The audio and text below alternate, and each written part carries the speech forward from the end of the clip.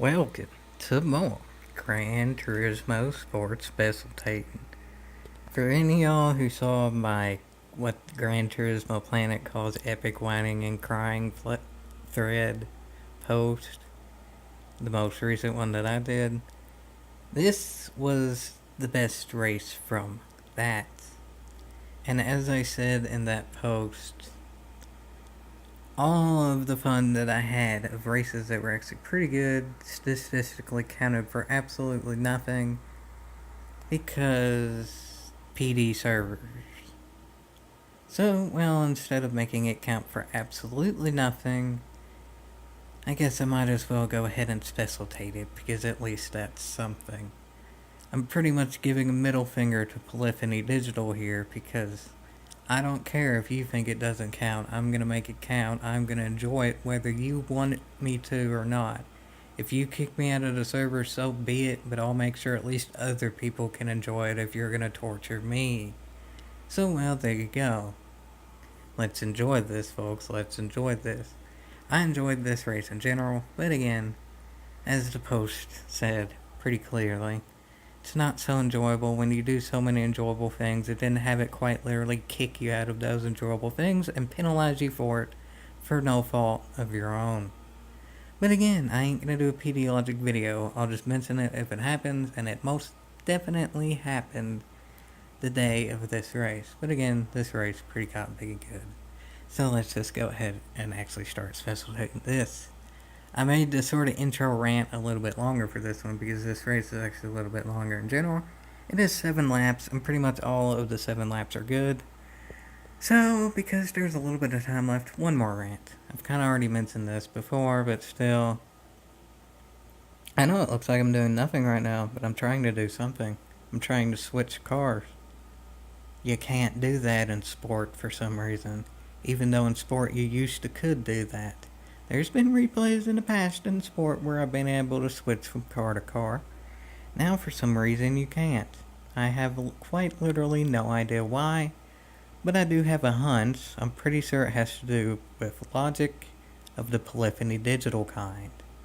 But again, I ain't gonna do a video about that. Just if it happens, I'll mention it. For some reason I think I'm gonna be mentioning that quite a bit. But well, whatever. Again, this ain't what the whole video is about. It's only about what half the video is about. So let's get to the race, folks. Now that it took half the video to explain that this race doesn't even matter, is the sad part about it. But, well, it is lap 5 of 7 now, so the accidents would get pretty good pretty quick, and really it's already been pretty good, so it doesn't even really have to be pretty quick. Because, honestly, these cars are pretty quick at best. They're fun to drive, but and they're kind of right in the area of they're not quite slow enough to be where you need to be absolutely precise to be fast, but they're not really quite fast enough where it's downright crazy to drive either. All in all, I would say Group 4 cars are probably the most boring to drive.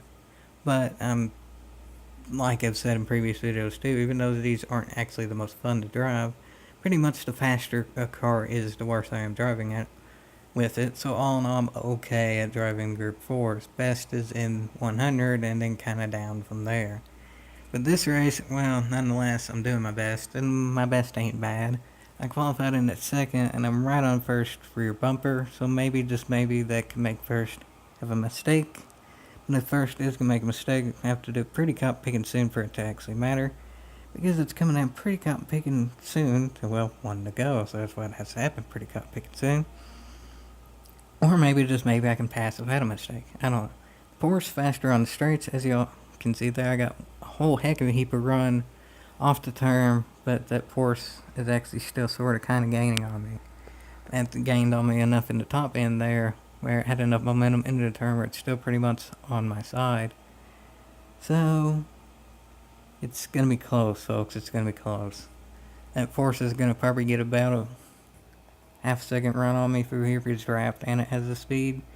So if it dive bombs here, I pretty much have no chance. But it's even a cricket it actually didn't. Holy snikes, a clean driver. A clean driver? No. And actually no too, because you saw where it went off track a little bit there. Didn't hurt anybody whatsoever. Didn't affect the race whatsoever. That second place driver got a 7-second penalty from that. I'll go back and try my best and slow it again for how little of a thing that was. Again, not about PD logic, but if it happens, I'll mention it.